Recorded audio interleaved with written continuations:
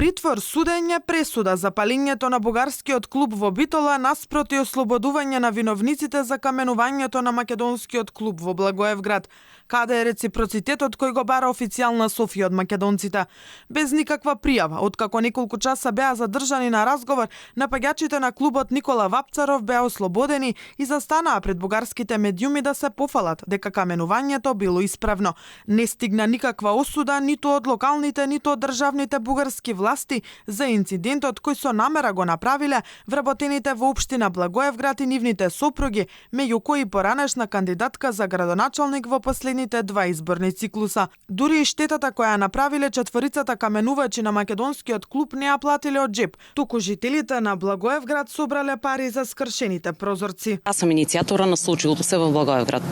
И не, това не е вандалски акт од начина по којто български граждани, респективно државата, бяха унижени од страна на македонските власти. Наспроти ваквиот сталожен став на Софија, македонските власти остро реагираа и испратија секаква осуда за палењето на клубот Ванчо Михајлов во Битола.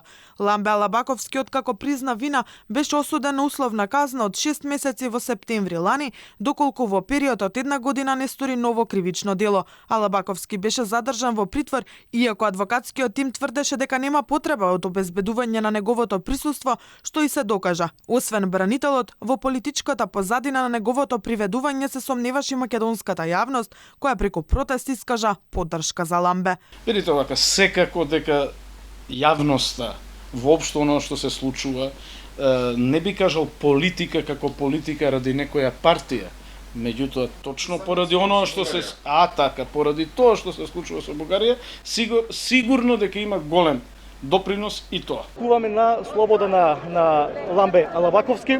Бугарските клубови се актуализираа во Македонија откако стигнаа најави за отворање во Битола и Охрид, кои носат скандалозни историски имиња за македонската историја. Роковите за промена на фашистичките имиња на бугарските клубови веќе истекуваат. За 6 дена, односно 16 февруари е последниот ден до кога клубовите Ванчо Михајлов и Цар Борис III мора да ги сменат имињата или ќе им следува клуч на врата. Доколку тоа не го сторат, министерот за правда, по мислење на новоформираната комисија, треба да побара од Централниот регистар да ги избрише здруженијата.